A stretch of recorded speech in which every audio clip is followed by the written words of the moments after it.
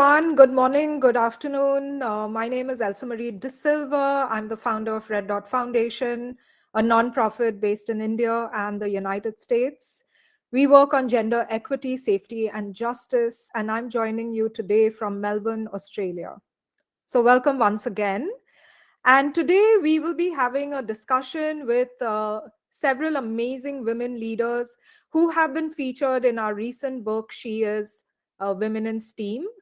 And we're going to be talking about mentoring programs and how they have helped us navigate through our personal and professional life.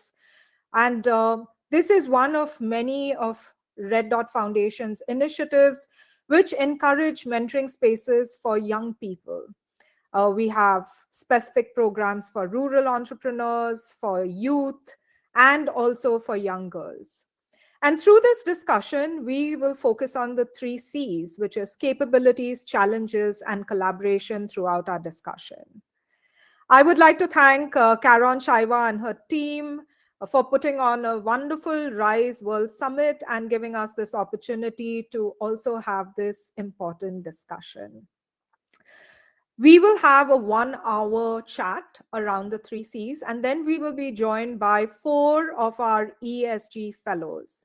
So Karon and I are also members of the Swedish Alumni Network, and as one of the board members for the Mumbai chapter, we decided that we would have a project where we would invite 10 young people to submit proposals that they would implement in their communities. And we had 30 nominations, and we selected 10 young people to go through this program. 4 of them will be sharing their ideas.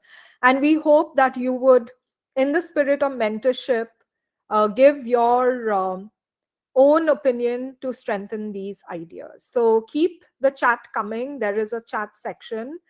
And if you would like to speak, do let us know. My colleague Vaibhavi will then send you a speaker list. But for now, once again, welcome to the discussion with amazing women leaders in STEAM. And I am going to invite Deepali Nimbalkar first to come and join me, and also Kavita Gonsalves. So Deepali and Kavita, welcome. Kavita is in Brisbane and Deepali is in Pune, so quite diverse. Yeah. Deepali, you are at the Vasantdada Sugar Institute in Pune, and you're a professor. Can you tell us the role of mentoring and how does it enhance somebody's career path? Mentoring is a very essential part. I mean, right from your foundation, it begins right when you're learning in school. And it's not just the teachers, but people around you who you learn from. But beyond the regular curricula or what has been in a set pattern, I have always felt that individuals who went that way a bit extra and contributed something when they saw something special in you have played a major role in my development. They have been teachers, they have been family, they have been friends, and from all kinds of age groups. Now, when I was in school, some of the teachers saw the special aptitude in science and they would encourage me to read more about it. Similar things happened in college. And in the career path also, people who guide you through and help you with their experience are always a big benefit. So I think it's not just important to receive mentorship, but also on your career path or on your development, what difficulties, obstacles, challenges you have faced. You could always guide other people and help smoothen their path. So I think mentorship is very important. Your experience should not just help you, but it should also help to smooth the path for others. And this is especially important in a rapidly developing world today, where the choices are so much that people are often confused, especially the young.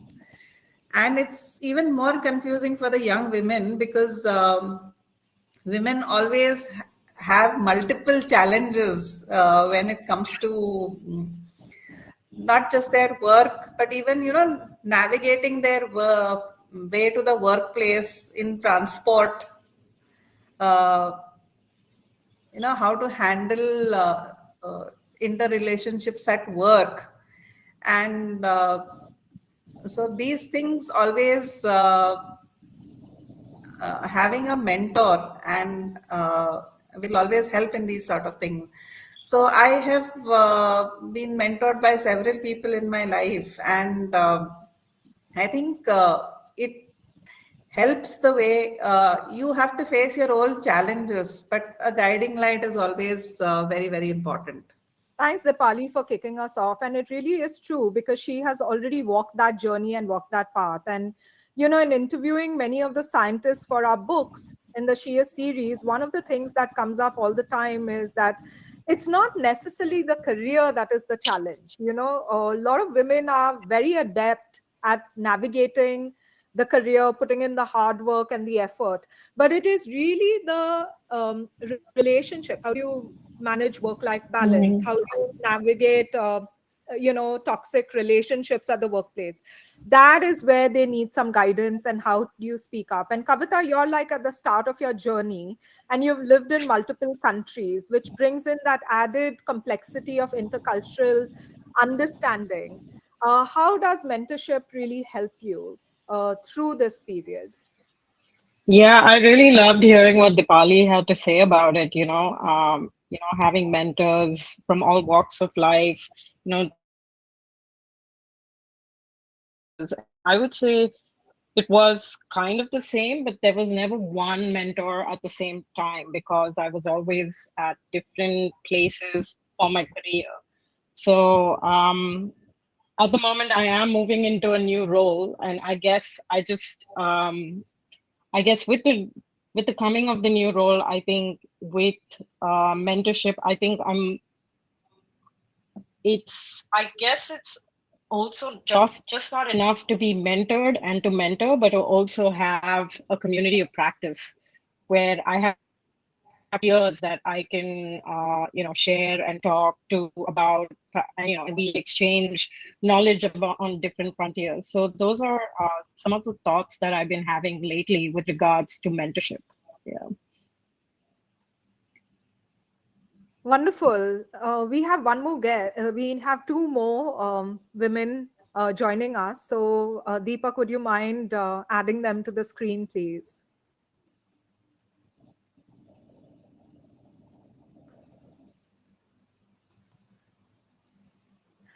Okay, so Manita is one of our ESG fellows. So, yeah, we'll just have to put you in the background for the moment, as well as Ria. Um, Sheetal. Sheetal is one of our team members and she works in rural Satara. So, Sheetal, you can speak in Hindi, but can you tell us, in rural Satara, do you have many opportunities for mentoring, and how can mentoring really help you?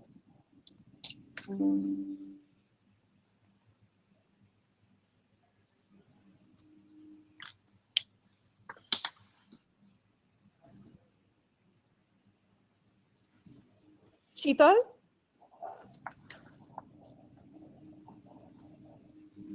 Okay, we'll give her a chance to think about it. And we'll turn to Dipali again. Deepak, you can put Sheetal in the back end.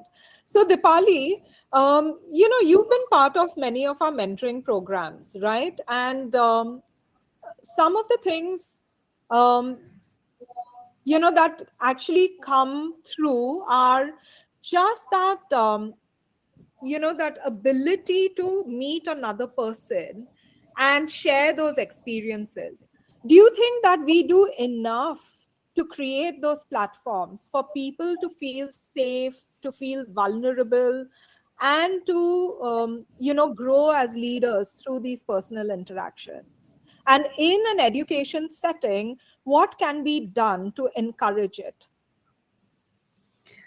Elsa, I do agree that mentoring is important, and it's just that we were talking about capabilities.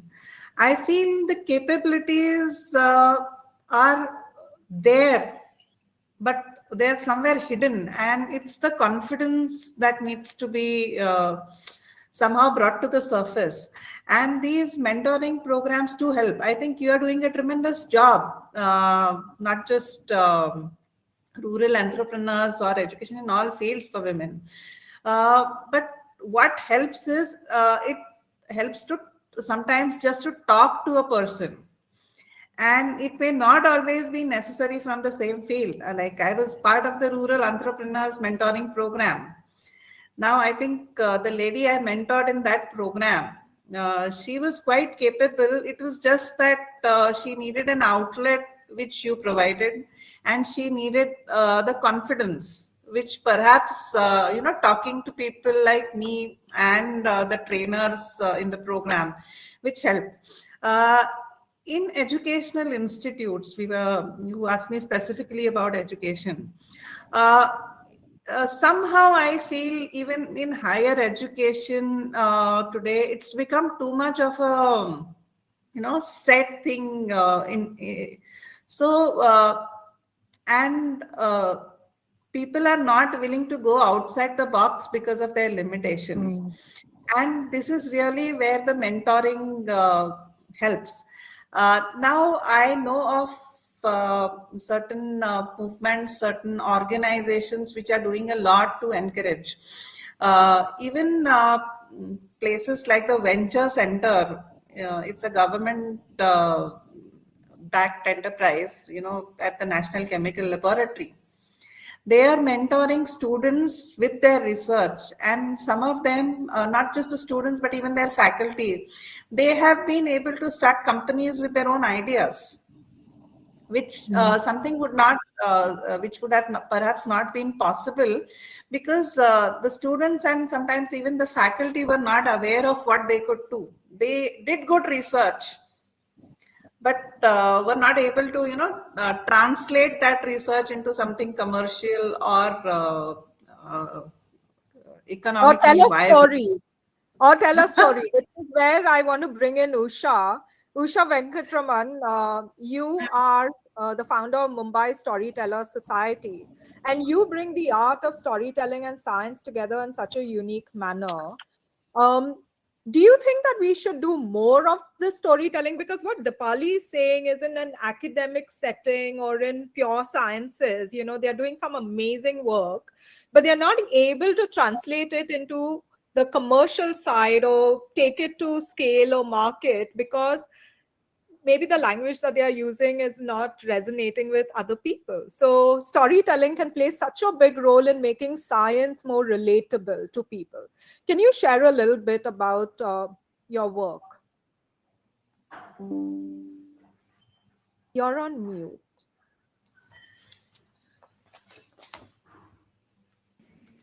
Thank you, Elsa, Dipali, and Kavita. Welcome. Yeah, that is my subject. I'm no scientist, I'm a storyteller. In fact, tomorrow I have a STEAM storytelling workshop. I've organized an international storytelling festival called Gatha, which is ongoing, which is on 17th, 18th, and 19th of November. I will send you all the details to the Red Dot Foundation. And tomorrow we have a STEAM storytelling workshop by a nuclear physicist, Dr. A.P. Jayaraman. Now, he's a science communicator. But let me tell you, stories are our mental yoga. You have to, if you want to keep your mind flexible, imagination well sparked, and ability to think outside the box. I heard Ms. Nimbalkar talking about that. So you need stories, also the optimum career for all kinds of information. Storytelling and science are entwined like a graph and its derivative. The story would be the shape, the information, the slope, and the words would carry the truth to the ear. Stories and science are intrinsically connected. Both are creative pursuits that aim to observe, react, and to explain our world. Now, how can you do that in a thing? There was a paper written by the British Science Association. So here they go on to say that science and technology take us into a new undiscovered places and help shape our experience of the world. But all this technology is advancing faster than the ability of most people to comprehend it. Even those who actively try to stay informed cannot keep up.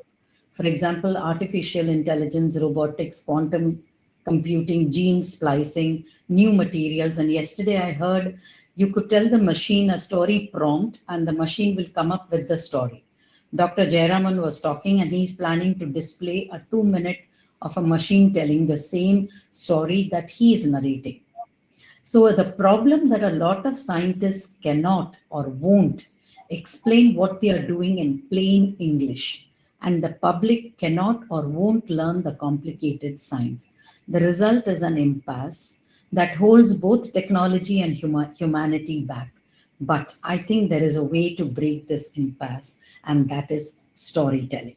Now, storytelling gives texture to a scientific concept. You can feel it, it's palpable, and it's more engaging, and it will hook you to the science concept. And that's where storytellers come in. It's the duty of a storyteller to actually rope in, people from the stolid, turgid dreariness of a science explanation, I would say. And here I would say that the educational new buzzword is STEM or STEAM. So all over the world, to enhance curriculum, we have STEAM-based learning. So hence I came up with an international storytelling festival, the first ever. I would say, not say international, it was at a national level called Sci-Fari in the year 2019 with Nehru Science Center. It was a one-day festival for 4 to 14-year-olds. So our goal was how to create, how our goal was graduating creators and innovators. How can we do that? By sparking curiosity for science, by making it so interesting, hands-on experience. So many of us who grew up in my generation, interpreted science in a kind of a linear fashion. So the goal was to eliminate the doubt and fear. I wasn't a science student. I went into commerce. There is a fear, and how to become a divergent thinker. STEAM storytelling does exactly that.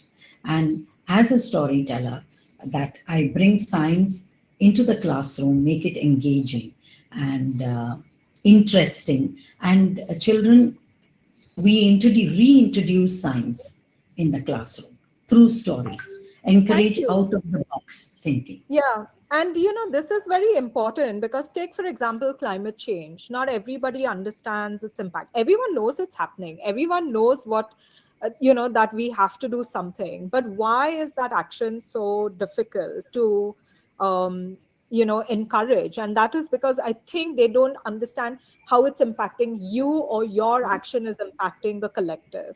And that's where I want to bring in Kavita, because you use design and technology. You're also probably a digital native, and we live in a world where attention spans are short, which is why stories are important. But design can also play a very important role in crafting the story and making sure at the same time, right from the inception, that social justice is not compromised. Can you share a little bit about that? Yeah, sure. I just loved what Miss Usha said about storytelling, which was like it's mental yoga, and I completely agree. So I guess I treat storytelling not differently, but I use it for different purposes, where I take on technology and I introduce it back into a classroom, working with adult learners, for example, and enabling and providing resources so that they are enabled to use the technology to create digital narratives. And one of the piece of work that surrounds it is that these digital narratives don't just stay in the classroom; they are actually out in the city. So in a way, the city holds all the stories, that we're putting together, and this has been a core part of my PhD. And one of the driving factors for this work was representation. And I think that goes back to even capability, for example. Like, how do you know you're capable of something if you don't see it in front of you, if you don't have the mentors in front of you, if you don't see someone representing it? And that's where mentoring is quite, essential. But more than anything, representation. And I think that's what's really wonderful about this book that, Elsa Marie, the Red Dot Foundation put together, which is effectively a list of Indian women, who are doing work across STEAM, which I've not seen in any other, I've not seen anywhere else, so to speak. I mean, there are other books that are there, like international books, like Rebel Girls, for example, but something focused just on Indian women. Because I think one of the things I didn't mention was when I was perhaps growing up, I did not see enough people like me doing the kind of work that y'all are all doing, and that would have made a massive difference to know what kind of options do I have going. Like, it's not only just being a doctor, it's not only just being an engineer, it's like, what more can I do more than that? So seeing that represented in this book, and the stories that are crafted around that, whether you place it in book or in the city, I think that speaks volumes and testament to representation, which is very key given for young people who are coming up, young women particularly, and like, especially with the work that you're doing, like women in rural settings, that's it's quite essential that they might not I don't know, I don't want to speak without really knowing, but my guess is maybe they don't have access to the internet as much. Maybe it's books that they have access to, or even if they do have access to the internet, some of this material is inaccessible. So yeah, I think, hope I answered your question also. Yeah, I think Elsa did a very great job with bringing out these books. And during the launch of the first book, I remember, the common thing that came out when most of the women were talking, that most of us had very strong role models in our mothers or women in our family somewhere, who, perhaps who started the mentoring at that stage only, which perhaps made us go that extra step ahead. So, being very good examples for other women to follow is also very vital in this whole ecosystem, where, paradigms are changing, and they have to be able to adapt to whatever comes their way. Yes. Can you share one example of mentorship that has made a difference in your life? We'll start with Usha. Thank you, Elsa. I was just wanting to talk after Kavita finished, since you did design and storytelling. I just now in December did a workshop for TCS. This is part of their Eon Intelligem program, where the children aged, I think, from the 5th grade to the 9th grade had to use design thinking and prompts to come up with a story themed around the sustainable development goals set by the United Nations. They had to come up with a creative story, and they had to use the design. And this was designed by TCS, and I was called in to do a workshop for about 1,500 children across India to how to use, what are the elements, what goes into a story, how to make it engaging, how to make it captivating in just 6 slides. So they were given the digital feed. I really can't fathom all that, but they were given, and the kids have come out and they won the prizes. They just had it on the 26th of January. So when you said about design, so this is something that TCS. Personally, Elsa, I conduct science storytelling. in schools. I organize now, Bhubaneswar has reached out to me whether we could partner for a science storytelling festival in Bhubaneswar. You know, Bhu Festo is another festival that just finished at Bhubaneswar in January. So the festival director has just written to me. It will be very interesting. I can curate the festival. I can put the right storytellers together, and then we can work out the theme, the concepts, right from a 4-year-old to a 14-year-old. I don't want to go beyond that because I just cannot fathom science beyond that level. And you need experience. So here, storytellers who can beautifully explain the concept through a story, and then the teacher, the science teacher in the classroom, takes it up. You know, how to make that, how to hook the student. If you're talking about a solar system, a very simple story about how the moon has two wives, and this is talking about the waning and waxing of the moon, and that starts a conversation about the moon cycle, your solar system, gravity, everything. So that is what I, as a storyteller, attempt to do it. And this is the belief, this is the storytelling method to teach science, which I follow. This is followed by Dr. Chris Smith in United Kingdom. And it's a wonderful way. How do you teach chemistry? How do you teach it through the beautiful story of a gingerbread man changing properties? So a story is very, very powerful, and it connects science to the concept, and that's what I totally believe. You know, and what you need is to be a very good communicator. You have to communicate your idea to a layman. How can a layman understand it? So I hope that answers your question, Elsa.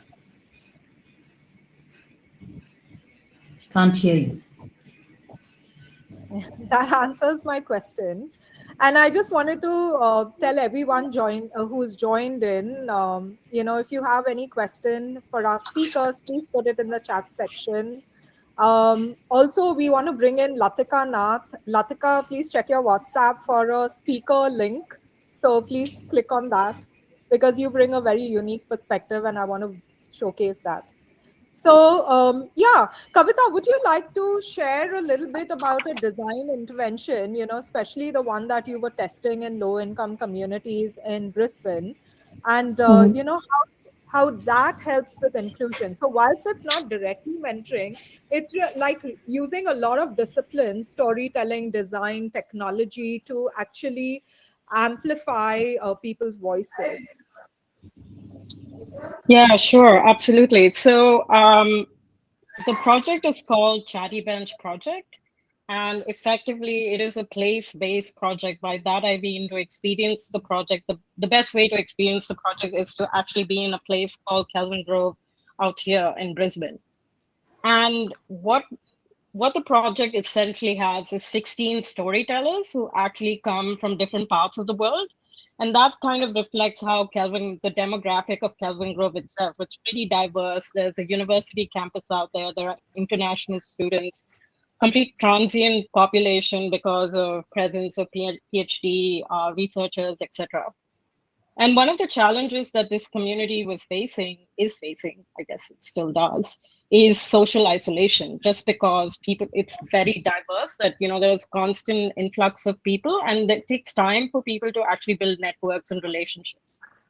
So the purpose of the project was to actually tackle the social isolation in some way, but also to bring out these invisible stories that the people of Kelvin Grove have.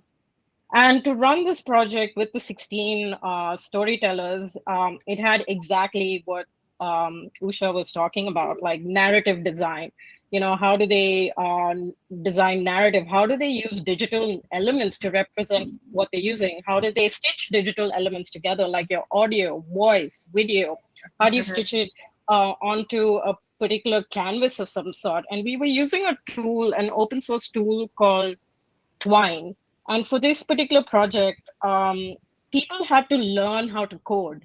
So the project wasn't just that people had to tell their story, they also had to upskill to be able to code. There was probably one or two people who had some knowledge of coding, and couple, I would say 2, 3 designers out of the 16. But the rest of them had never really, are not trained designers per se or trained coders in any way. So the task here was to actually learn this tool and to create the story. And a lot of examples were shared with them about, the different stories that other people have made. Now, the difference that you would see with Twine stories that other people have made, Twine is usually used to make text-based games. It's a little difficult to explain, but I would encourage you all to see what Twine is. It's TWINE. But over here, the task was that you cannot continue anyone's story unless you are in the right location. And each storyteller had at least 10 locations, 5 to 10 locations in Kelvin Grove as part of this story. So they had to also learn how to geolocate their stories. So this is kind of flipping how we actually see technology on its head, that we only use it for like social media or things like that. But this is a more efficient use of technology in the sense they're building their skills, they're learning new things about narrative design, and they're imbibing it all to create this digital narrative, which they eventually did. And the project finally ended. And obviously, what's great, so there were a lot of things done. Like there were, because the project ran during COVID pandemic, it was not run face to face. So everything was again run in the digital world and using digital tools like your Google Classroom, your Zoom, and then we even use virtual environments such as Mozilla Hub to actually get together and hold like a semi exhibition. And during that time, none of these people had met at all. Everything was running online. And once they came to this virtual exhibition, all of them realized like, oh, we can actually meet in person. So that brought about the actual face-to-face exhibition, which actually goes back to the goal of the whole project, was to actually bring people together to actually network. And through whether it was through mentoring with stories, supporting your stories, we had a number of facilitators in the project who actually came from arts, design, drama background, who was actually supporting the project. So all of us actually met for the first time. And I would say it was really exciting because a lot of people also came to experience the story. So you would see people wandering around in Kelvin Grove on their phone, trying to read the story in the absolute heat. It was very hot on that particular day. And then we got together for a barbecue to actually celebrate, sort of the end of the project. So in some ways, it's a digital storytelling, upskilling project. But more than anything, I would like to think that it was also tackling the social problem that a lot of people at that time were facing, that they didn't have jobs during the pandemic. They had to stay at home. They didn't have their connections. They didn't have family. And during this time, they had a small little place to go to where they perhaps felt safe and could talk to one another and share stories about their lives and where they come from. So that was effectively the project, and the kind of stories that came out. There was some talking about climate change. There was some talking about domestic violence. About being an asylum seeker. And so none of the stories are, your pretty stories. There was no story washing out here. It was very authentic life experience. Even it's about moving from another country over here and the challenges you faced, the challenges of being in the pandemic without a job, without friends. So yeah, it was I think it's a pretty amazing project. Yeah, I'm happy to share Nice. that with all of you. I'm Thanks, happy to drop the Kavita. link and share that. Yeah, you can drop the link in the chat section. And this is a great segue to Aarti Kashyap, who is Associate Professor at IIT Mandi in Design and Technology. And, here we're talking about, STEM and mentoring. But I really feel that these are 21st century life skills: data literacy, being able to use a digital device, basic coding, because the world is moving so quickly with technology. We already had Usha giving an example of, I think it was Chat GPT, which is now going to write a story as the author is telling his story and probably do a better job of it.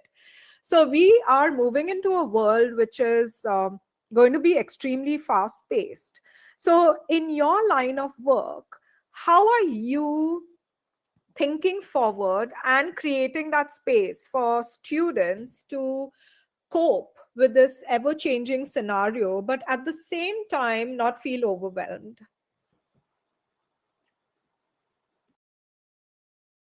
Thank you, Elsa, for inviting me over here, and good morning to everybody.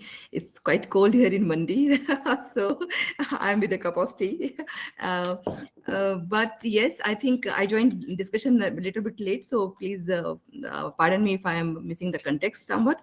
But coming to your point, Elsa, I think as a teacher, our job is to continuously learn and to adapt to the changing times and changing generations. And if we don't do that, then we are left behind, and we will be irrelevant to the next generation. So as you said that it's a basic literacy now, that the digital literacy has to be there. I'm from physics, and many physicists are either experimentalists or work with paper and pen, or to some level to computers, but not like sometimes are lagging behind, in adapting the technology. So don't think that, men or women, that they adapt technology that quickly. No. But at the same time, I think what Usha also mentioned, so I think as a teacher, or as a professor, wherever you are, you have to sort of match the pace with the changing technology. So for example, this semester when I started my class, and generally I give a term paper to write for students, some basic study they do, and then they write. And I asked them that, okay, you can use chat gpt, but then I would know that it's from chat gpt or not. And now challenge is that how good you are, how good chat gpt is, try that, no problem. But it's a technical paper on some scientific research, and okay, you're free to try that also, and feed some data and then get answer, and then write your own answer also, and also try to befool me that can I figure out whether it is written by chat gpt or by you. Right? So it's in a way, you have to engage the class in a way that you don't be that stereotypical teacher where you are just using your traditional ways, and then you're complaining about the next generations. Or you actually know that this is the reality, this is the fact, this is the changing time, and you bring that technology to the class to the benefit of the class. So that is what I believe in when we are imparting the education. Did I answer your question? Yes. And, in that sense, because we didn't live in a digital world when we grew up, for us, the mentoring can be reverse mentoring, where we are learning from the younger people. Like Yeah. I had to get my team to teach us how to use Snapchat. I just couldn't figure it out. And I still can't figure it out after going through 2 trainings, So, Yes. You're like not missing anything. mentoring is not only, seniors teaching the younger or guiding the younger people, but it can be reverse mentoring. So thank you for sharing that, because even the classroom, the teachers have to be one step ahead, or are expected to be one step ahead. So we have Nirmala Menon who's joined us, and she is also from IIT, but IIT Indore, and she's the associate professor and head of the School of Humanities and Social Sciences.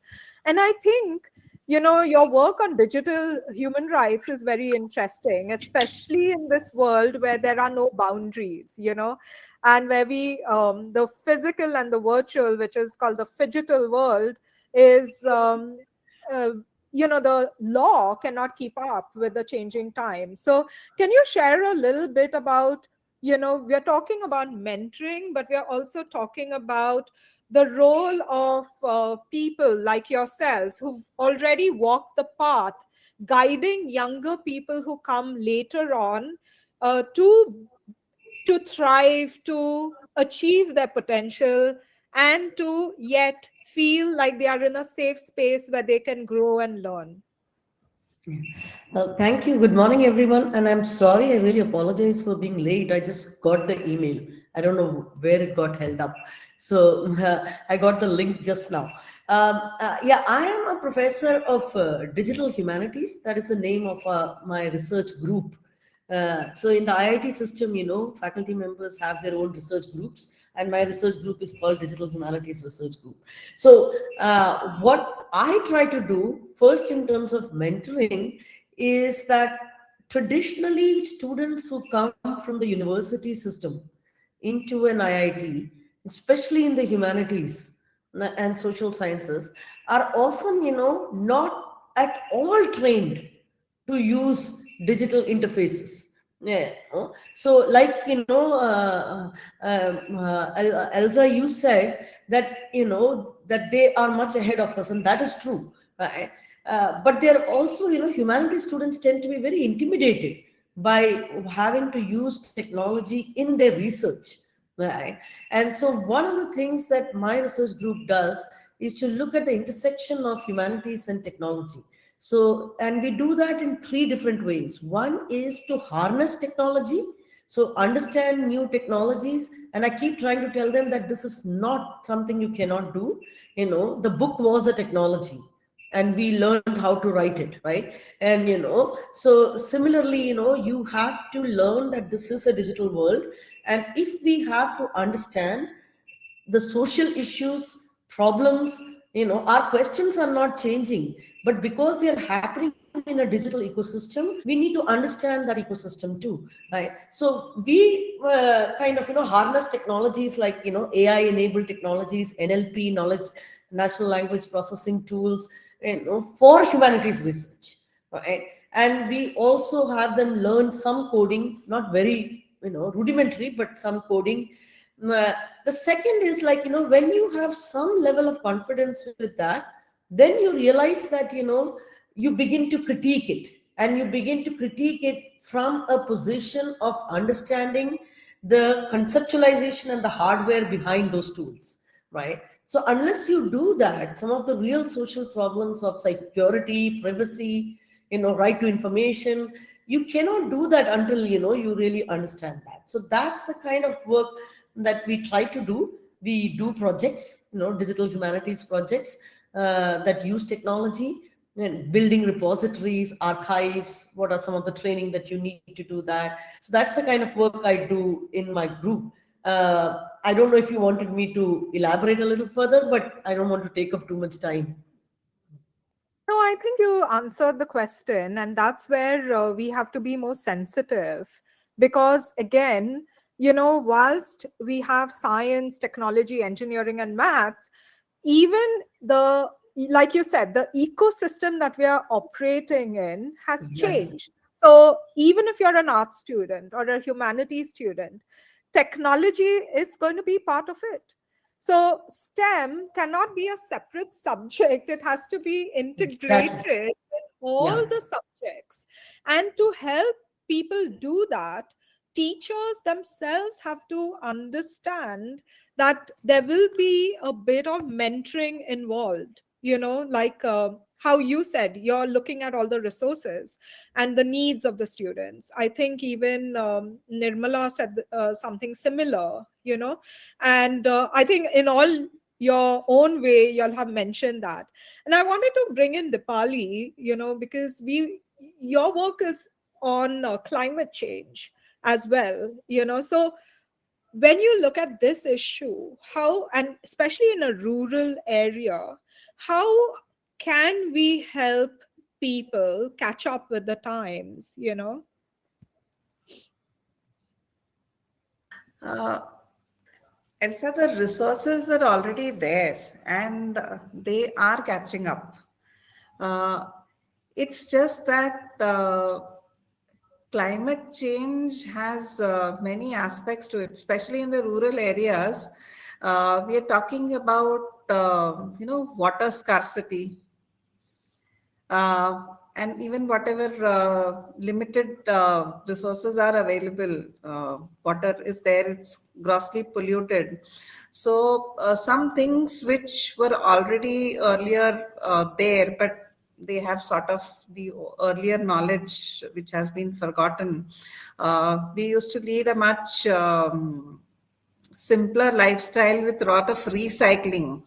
What today we are talking about, about the 3 R's, the 4 R's, the 7 R's: reuse, recycle, refurbish, repair. It is, instead of teaching people in the rural areas, I think we have much to learn from them. So climate change is a reality, and these people actually face it more than we do. So it's always the women who face the brunt of the issues arising out of climate change. Even whether it's water scarcity or working in the fields, the impact of sometimes there are floods, sometimes there are droughts, even within in these past years. And I work for the sugar industry. So the sugar industry is much impacted by climate change, as it is, we call it seasons of cyclicality. You have seasons of good rain, and the monsoons have been very good in the past few years. So areas which earlier were not, producing so many crops, they are also doing that. So how do you adapt to that? And that is what needs to be, enhanced to these people. They know quite a bit of it, but just these older knowledge, which was already there, that needs to be emphasized upon.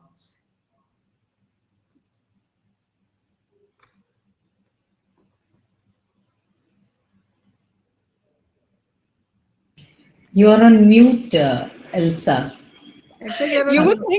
You would think after 2 years or 3 years of the pandemic, we would still know when to unmute ourselves. Some things can't be unlearned quickly. Okay, I'm going to invite Manita now. So Deepak, can you please add Manita? She is one of our ESG fellows, and like I mentioned, they are young people who are trying to implement an idea in their community. They are still going through their fellowship, they are midway.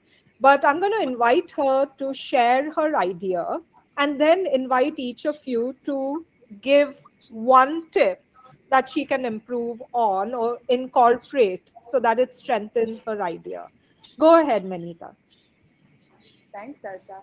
I'm just pasting a drive link in the chat, so that has kind of a document that people can look at for reference. But in terms of my idea, so hi everyone. I actually work as a junior researcher in an environmental organization, and my focus of my project is also related to the sustainability part of ESG. And I'm looking specifically at integrated waste management. So integrated waste management is essentially a synthesized approach to waste management that focuses on maximizing resource recovery. So we use all the R's that we have learned and all the principles of waste management to create a broader socially cohesive system of managing waste that covers every aspect, from generation to segregation to treatment and recovery, in a way that maximizes resource efficiency across the entire social system. And one of the things is that this requires coordination amongst a lot of social agents, so from governments to businesses to local communities. And it's a very broad scale system or idea. And I'm looking at one specific social agent within the framework of integrated waste management, which is local communities and specifically marginalized groups. My idea was that these groups tend to not have as much power as the bigger social agents in being able to create systems for waste management that can help create this larger social this larger social change. But for example, the hamlet that I'm working with currently, they have a lot of debris around them, and a lot of that is from construction waste. So a lot of the waste that they have to interact with daily is not necessarily their waste, and they're not well serviced by the BMC in terms of effective waste disposal as well. So this is a waste is sort of an area where they are struggling as a community, and I thought that this could perhaps be used as an incentive to get local communities to develop systems for effective resource management and create change from the bottom up. And this is something I've seen Dharavi has sort of developed, a community in Mumbai has developed an industry almost relating to sorting and segregation of waste that's become an economic sort of a means of income for people in the community. And this is specifically waste that's generated and produced within the community. So it's a community-wide waste management system. But Dharavi is still a bigger community. The hamlet I'm working with has just around 1,000 people, most of whom are also tenants. So there's a lot of movement within the community. And I want to see if it can be possible to develop such an integrated waste management system within a smaller community. And the bones of what I believe that such a system would need are, of course, coordination, access to resources, and awareness. Now, since this is probably quite a large-scale project, I'm working with at just step one of the project, which is to try to build awareness about integrated waste management as a socially valuable instrument, and also as something that can create economic value for a community. And my hypothesis is that perhaps if communities were made aware of what steps they can take to develop integrated waste management systems and shown how this could create economic opportunity from them, that this would be a way to empower communities to start taking these initiatives. And what I'm doing as part of step one is a proof of concept survey, looking at about 50 people in the community, and also hosting 2 focus group discussion sessions, one with women and one with youth, to understand where the gaps in awareness about waste management systems lie. To what extent do would people be willing to practice integrated waste management systems? And what additional efforts do they think would be needed? And from that, I hope to be able to develop targeted awareness material, that meets the needs of what people believe they would want to know further. That's the broad idea, the broad sort of bones of my idea. Thanks, Sunita, for sharing. Anyone wants to give her a tip or, further help her with some inputs? Yes, Nirmala, and then Aarti. Yeah, Manita, that sounds very interesting, and I'm so happy that you're doing that. And I just had one small question and just one suggestion. The question is that, when you said that I'm not an expert, but I have colleagues who are working on exactly the same thing. Right? So are you recommending, or is your hypothesis that waste management at a community level is the one that we should prioritize over, like, say, macro management, like at the city level or the municipal level?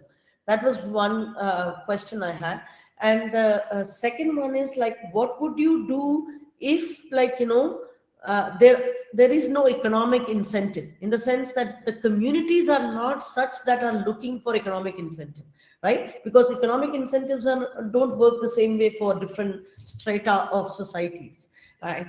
And my suggestion to you is, try, if you can contact Professor N.C. Narayanan at IIT Bombay, who works on exactly, the problem that you are talking about, and he would be a great resource. And he's a lovely person too, so you can always, reach out to him. You can say that I suggested his name, so he'll be able to help you. So if you can just, help me with those questions.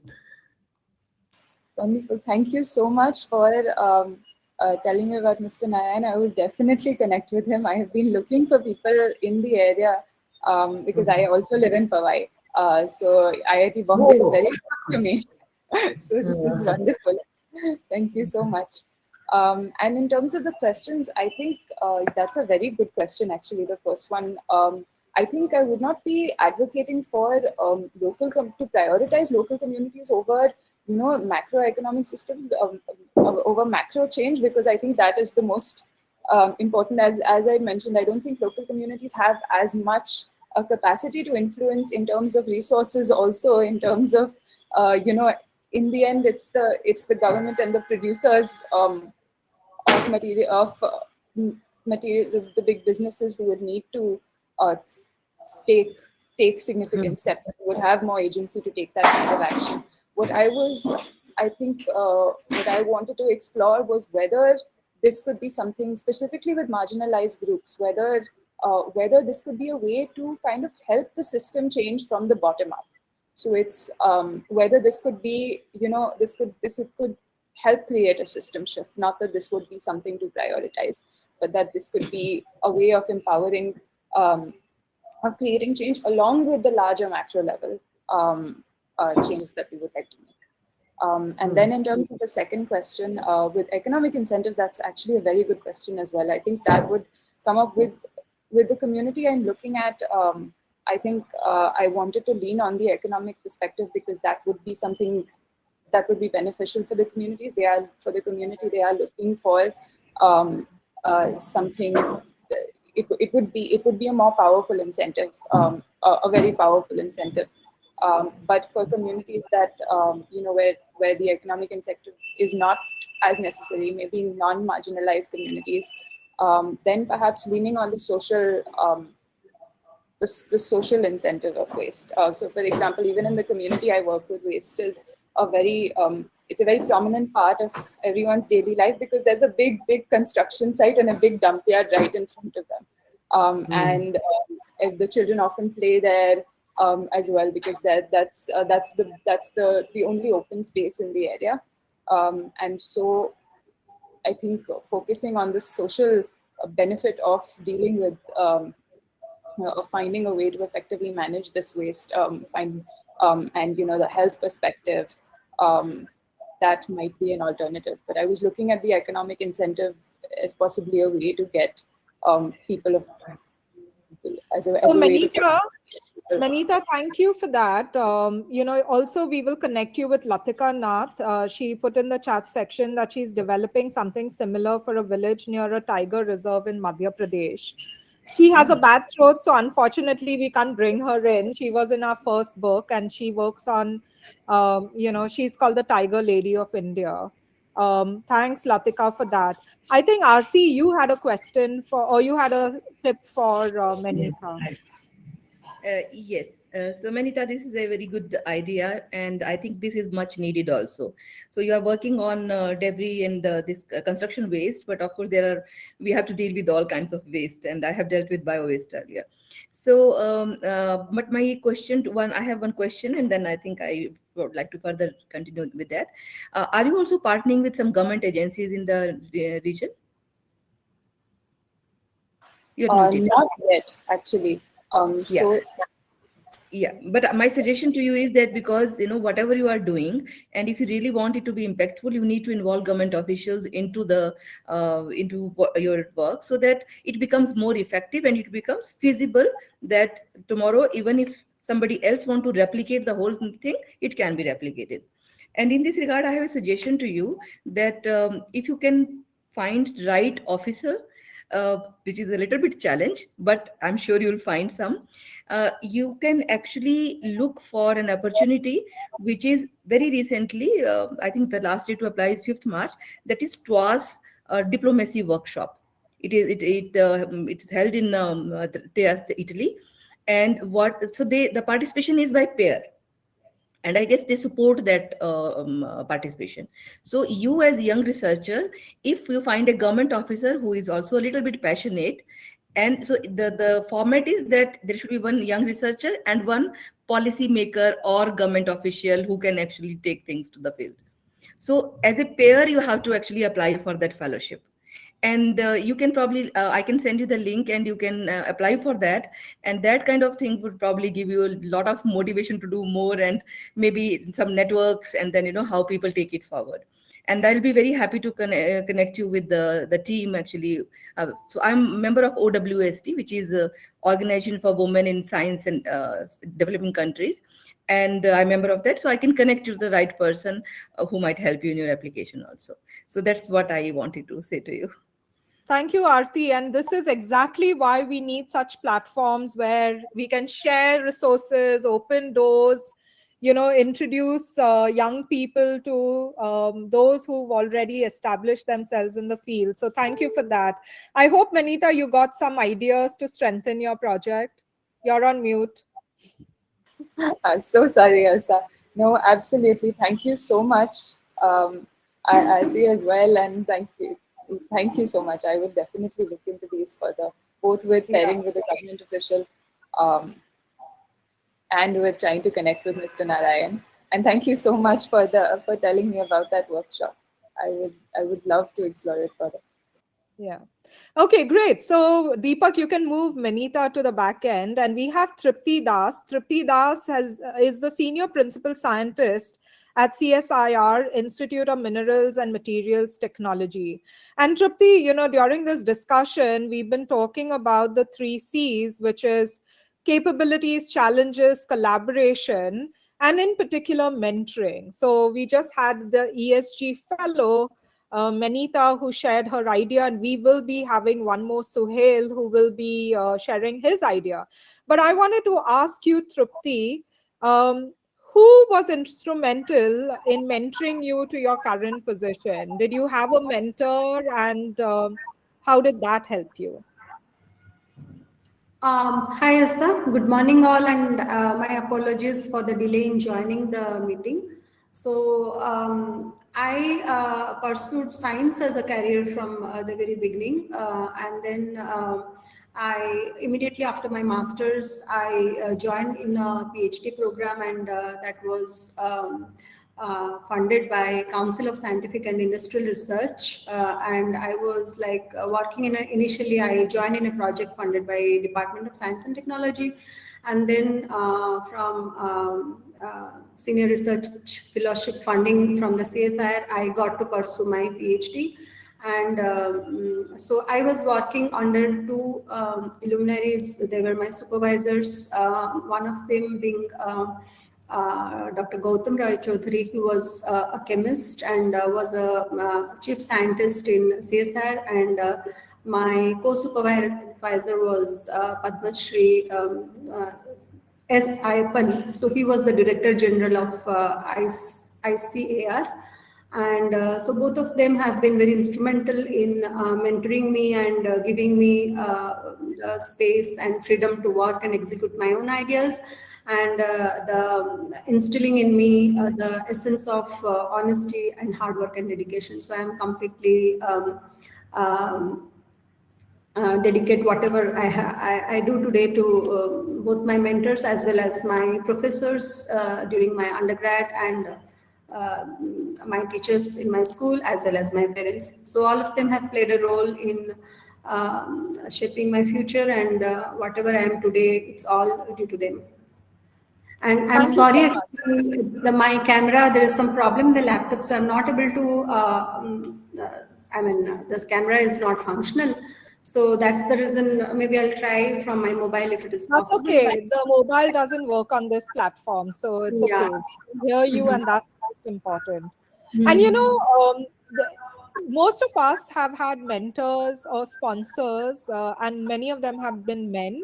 But one of the things that we are encouraging is also the pay it forward amongst women leaders who made it, to the top. And so today we have a young man, Suhail Syed, who's one of our ESG fellows. Suhail, would you like to share your idea and tell us what it is? And then maybe, some of our panelists can share some tips for you to improve on the idea. Good morning, Elsa, and to the whole team. I was trying to figure out earlier how to join this meeting on the mobile and different devices. It wasn't working, so sorry for the delay. I'm audible too? Great, thank you. So I've been studying as a fellow and prior to fellow as well, thinking about how to eradicate some of the problems which are existing in the environment. And my primary focus goes to the plastic pollution, unnecessary plastic. And I've been studying because for the last 3-4 months as well, and the sessions we had, and it has helped a lot to put more light on the subject. So, I've been working in Mumbai with various slums. So where I see a huge amount of plastic, which is landing into the ocean or into the landfills. And I try to investigate the problem. And the problem was there are thousands of people who are daily wagers, like who earn in the day and then spend the night. And they can only afford to buy things in small packets. And to give an example, each household in India is using almost 67 products on everyday basis at home, be it spices, be it ration, be it dals, be it soaps, be it shampoo, be it anything, which is coming in a packaged form, which is very, very dangerous to the environment, which cannot be recycled at all. And a part of it be recycled if it's not contaminated. So to solve this problem, since Mumbai, I'm just targeting specifically Mumbai, because Mumbai is around as bigger as 5 small European countries, having huge population. And in this huge population, close to 60% are living in the areas which have become now conflict zones. And these conflict zones does not have a solid waste management, particularly the slums I'm talking about. And whatever the waste is being generated, it just is thrown there, and there is no BMC municipality nowhere. So to eradicate this problem, I thought it would be good to uh, establish some stores in the communities which are completely plastic free, which can provide all the necessary items to the community people where no plastic is involved at all. So, for example, we can give them, every person needs to use soap, shampoo, ration on daily basis. We can give them in bulk. They can bring the containers, we can refill the containers, and shampoo bottles can be refilled. And there is a proper mechanism, and I've studied the mechanism, how the chain is being operated from manufacturer to the to the shop when it's operating without any supply chain at all. There are three benefits in this. One is environmentally, it's very friendly. People can fulfill their needs without harming the environment. Number two is uh, economical benefit. People can get actual quality things at cheaper rate because of the less supply chain involved in it, and without packaging. And number three is people can help themselves to change the mindset, because the mindset is change is a big important thing, I believe. If humans, especially in these conflict zones where there's a huge conflict, people can change their mindset, and things will be very much improved. So this is something which I've been investigating, reading about it, and want to really work on this project to establish. And I have also done some assessment on this. What would be the, there will be establishment of the shop in the slum itself, uh, and uh, and which does not really require much investment, but simple operating cost and support from the community. Since I being on the ground, working with the community people, I could easily able to see the possibilities of the implementation of this project. And I see there is a good response from the community people. But yes, it requires a huge amount of energy, investment, in time to change the mindset of the people, to tell them what is the purpose of it.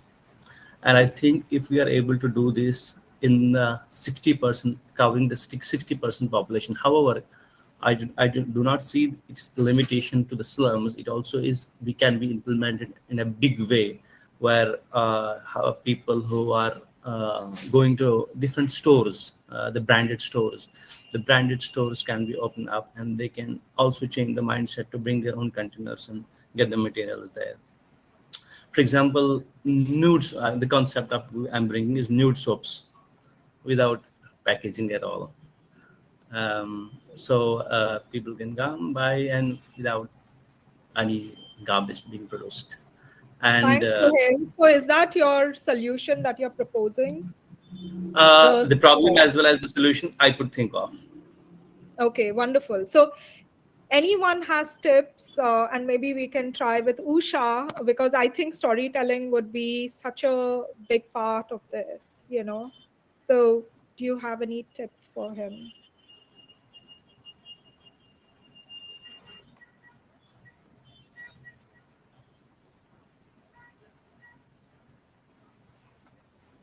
We can't hear you for some reason. You cannot hear me, or you cannot hear No, Elsa. we can't hear Usha. She's saying something, but I can't hear her. No.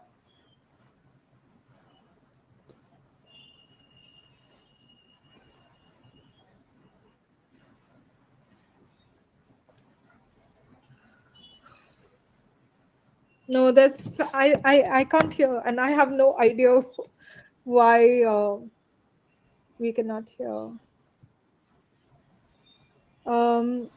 Maybe you want to log back in and see, and in the meantime, somebody else can give a tip. Or do you think, Kavita, you have a design tip? Or I actually have a question, which connects to the store. I mean, I love your idea. So, Sohail, am I saying it right? Yes, Saying your I name can right? hear you. Yes. Yeah. All right. So I really love your idea, and really, what I find a bit funny is that we have stores like that in out here in Brisbane, but they're very bougie stores. They're like upmarket bougie stores where your young hippie goes and buys these products, and they're actually quite expensive to actually shop at. So I was quite interested in how the economics work, which is not difficult, I think, in India. But anyways, I guess I was quite curious about when you said that there was no solid waste management out there. And I was just wondering, like, to me, it sounds like your store is solving the problem of not creating any more plastic, but there's still the problem of existing. And I'm just wondering, and this might not even be part of your idea, but I was just wondering if you like have given any thought to it, or how your store can actually be a central point within that system. Yeah.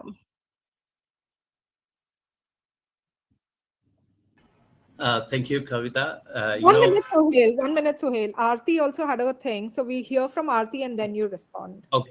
Okay. Yeah, thank you. I think it's a very great idea, and we all know that plastic, how much harm it is causing.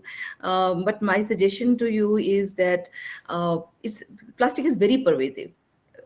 So how many things you are going to change? So I would say that just focus on few products. Say, for example, just hand wash and shampoo and soap. That's it, right?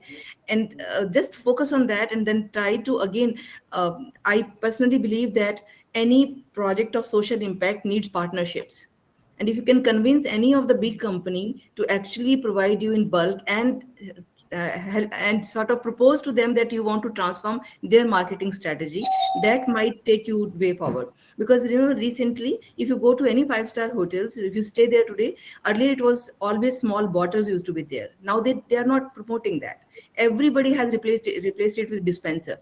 So I'm sure that the multinational companies would be actually happy to support your idea and set up something, and you might get a good partner if you explore hard.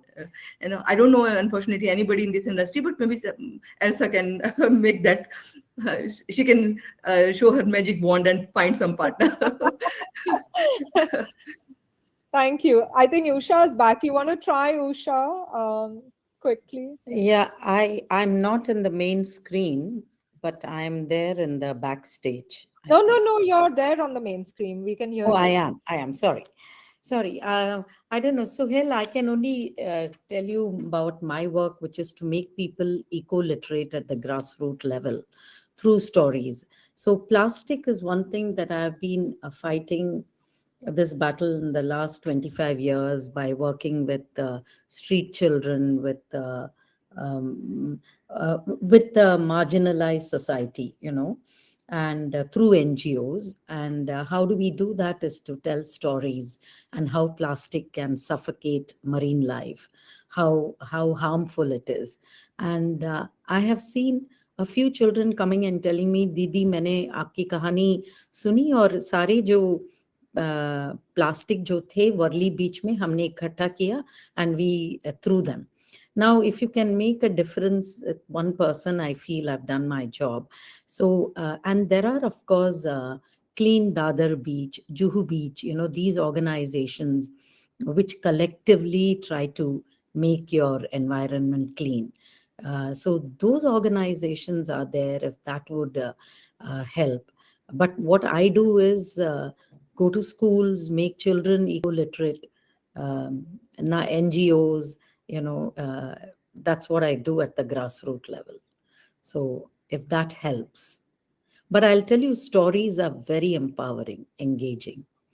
So if you can tell a powerful story, unite an idea with a very strong emotion, it'll make a compelling, compulsive telling, and you will win whatever you set out to do. Thank you, As Usha. you know, Suhail, as you know, a lawyer is a persuasive storyteller. So you could use the persuasive skills of storytelling to get your point across. thank you. Thank you, Usha, Aarti, and Kavita for your inputs. Suhail, do you have any last response to anything? First of all, thank you for the feedback. Just to answer the question of Kavita. See, the slums are hugely densely populated. In small patches, you see thousands people are living, and how much production of garbage is there. Now, to address the issue, which is first garbage, then trying to reduce the garbage from the source through this SUP shop, right? Or the concept is related to that, is to first change the mindset of the people, aware people, and I will really adopt the concept shared by Aarti ma'am and Usha about the partnership part. So there's a strong partnership, and now in India, at least we have the CSR, we have EPR as well. So obviously there are a lot of avenues which we can work on, and hopefully it should be easy to implement. However, it needs a lot of research, and it needs to be on the ground, not on the paper. You need to go with the people, talk to them, create stories with them, understand, create a bond with them. And this whole partnership, community, corporate, as well as the maybe preferably government at some level, and then other people who are experts. And I think that could be probably an amalgamation of all these things to solve the problem. Thank you, Sohail. Thank Thank you you. very much. And I hope you got Could I some. just add, would it be okay if I just added one thing? Maybe Kavita put it in the chat because we are running out of time and I want to Sure wrap thing, up. yeah. Yeah, so thanks, Suhail, and Deepak, you can move Suhail to the back end. Aarti, you have to leave, but this is a last round of questions for all.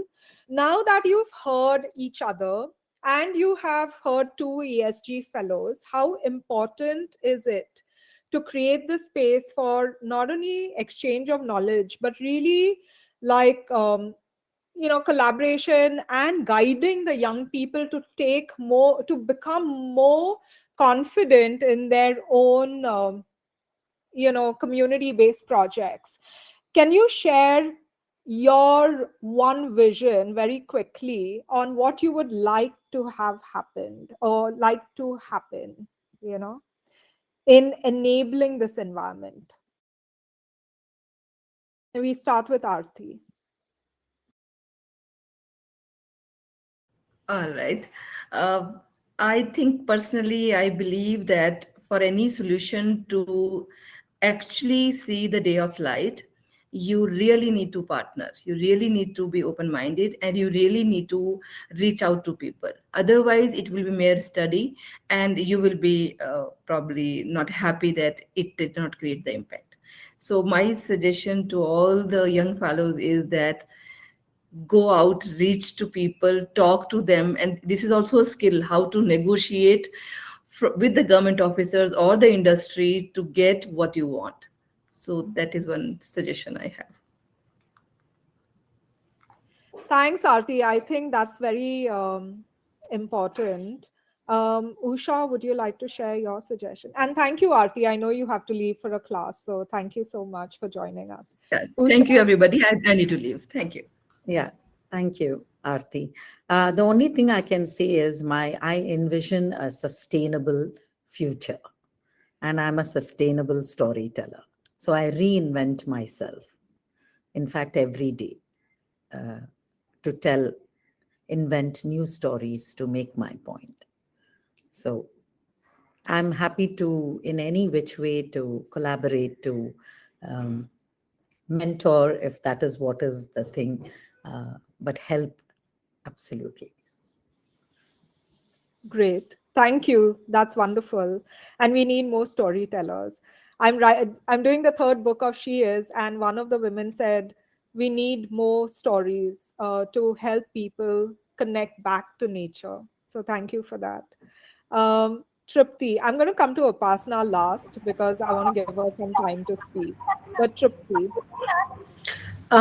Yeah, so what I wanted to say is like plastics and the different other wastes that are being generated by the mankind on a daily basis.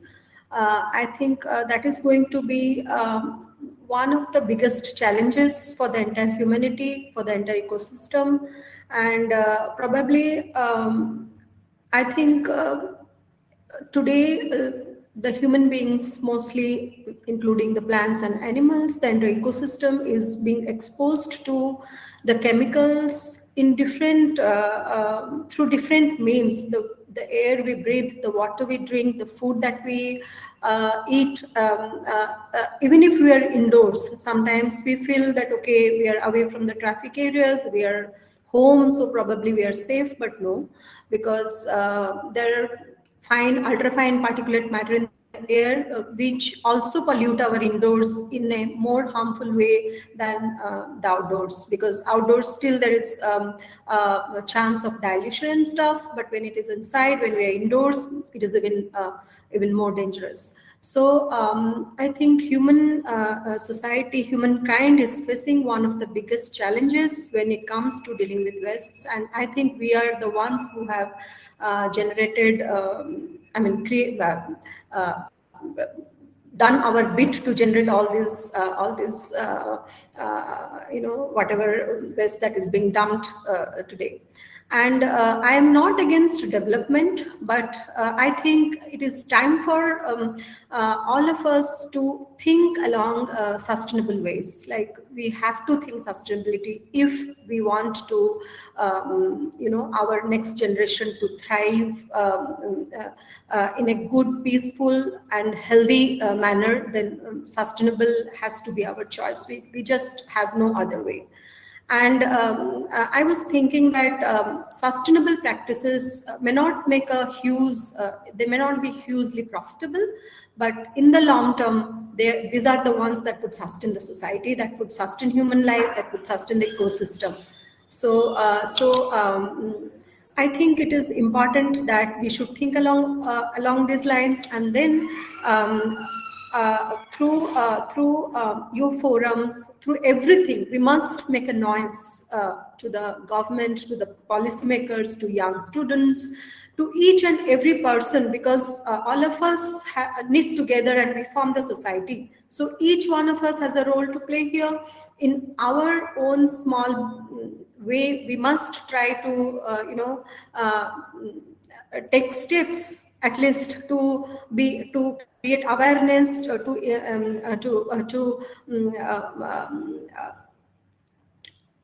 generate more and more resources and more and more capable people, youngsters, everyone, all of us need to work on this, because otherwise this is going to be the next pandemic would be due to the chemicals that we are consuming, exposed to from plastics, from everything, the emissions from the fuels and the chemicals that we use as fertilizers, and you name it and you have it. So this is a grave concern, Elsa, and it's really good. I'm really happy to see that we are discussing on these issues, and so we need more and more people, and I think the next revolution has to be on this. Thanks, So, Trupti. Those are very important words. And lastly, Kavita, what do you have to say?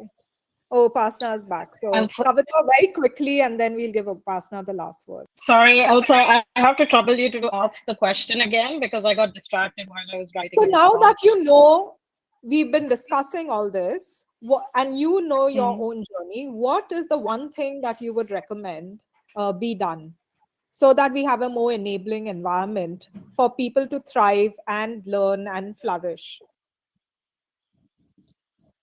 Yeah, I think I can think of two things right now. One is perhaps a mindset change about how we as humans see ourselves. We are not at the top of the pyramid in this world. We are part of an ecosystem, and recognizing that sustainability at the end of the day is actually about maintaining human life. The earth will go on as is. Climate change has come, it's gone, and so and what we have done is, like, we're at the brink of extinction of endangered species. Our waters are polluted, our soils are polluted.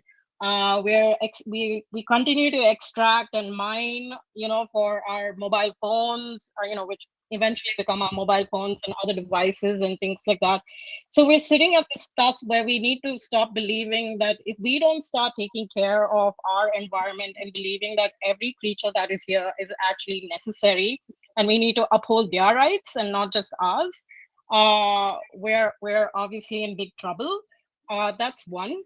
And the second one, I think that sustainability is not a unique individual problem. It requires collaboration, network, conversations like these, knowledge sharing. We can't hold on to, and I'm part of academia, and we're notorious for this, where we just hold on to information and keep our information gated behind, all these Elsevier's and public publishers, etc.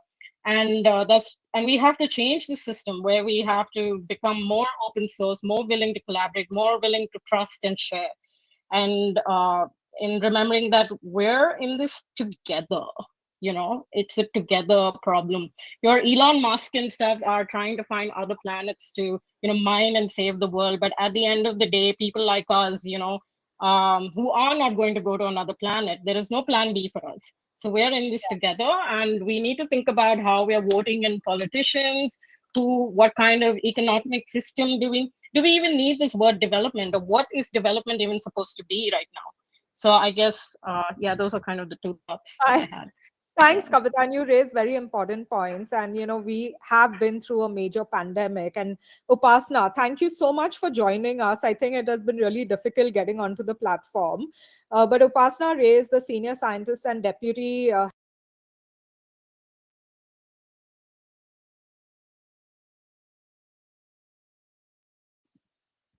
Also, you're muted. Oh my God, did I just mute myself or you heard? So anyway, so welcome Upasna. I know it's the end, but we were talking about mentoring and collaboration. And very quickly, can you give us, why do you think mentoring is important and how do you see we can create more collaborative spaces? Yes. First of all, sorry for joining late, technical problems, but it's my pleasure and it's a wonderful opportunity, first of all, to connect. For me, I see it this way, it's a great platform to connect with people from different areas, and especially women who are experts in their own fields at different realms. So, hello everyone, and I belong to sciences. I'm a virologist, and I work. My main area is research. So I lead a research group where I have a PhD students at CSIR Indian Institute of Chemical Biology, Kolkata, in West Bengal. And all these points that you have been saying, mentoring, collaboration, really play very important role in our field. Very important. And not only collaboration with people who are working in our institute, also with other institutes and all over the world. We have to reach out to different people so that we can work in a more interdisciplinary fashion. So that is in every respect applicable in our field. Second is mentoring. Mentoring again is very much applicable for us, because we got mentored, and that's how we came to this platform. We have been able to get established at these positions. And similarly, we play important role in shaping up the futures of the scholars and PhD students who are working with us. So we mentor them.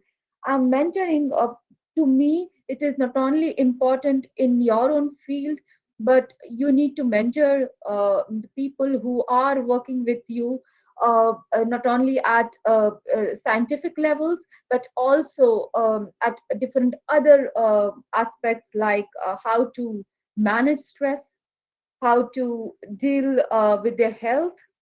Because after all, when you take care of your physical and mental health and other issues, then only you can take care of what you are doing directly, the work. So mentoring is a holistic thing. So you that I think as mentors we also need to learn how to mentor. So I think that's where I'll end.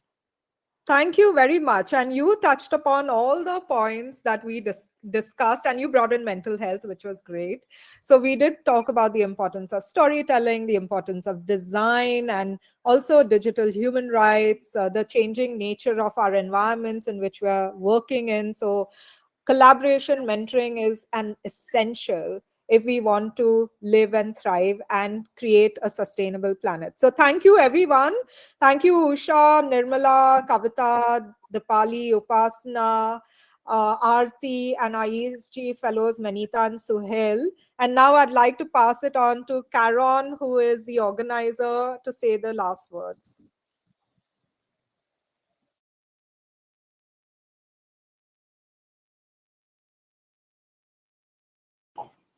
Thank you very much, Elsa. Absolutely a pleasure to partner with Red Dot Foundation. This opportunity to have so many wonderful experts, and especially women in STEAM, okay, to join us today at the Rise World Summit. And I do hope that many of you will explore the Rise World Summit, because as of today and as of exactly right now, we have 6,431 people on the platform. And of course, out of the 72 total sessions, we still have another 11 more to go. So would encourage everybody to please do check out the platform. And thank you so much for being a part of this, contributing to the thought leadership that the Rise World Summit is all about. And wish you a great day ahead. Thanks, Elsa. Over to you. Thank you. Thank you, Deepak and Teresa, for the backend support, and Webavi and the rest of my team. Thank you, everyone. Bye. Thank you, everybody. Bye-bye.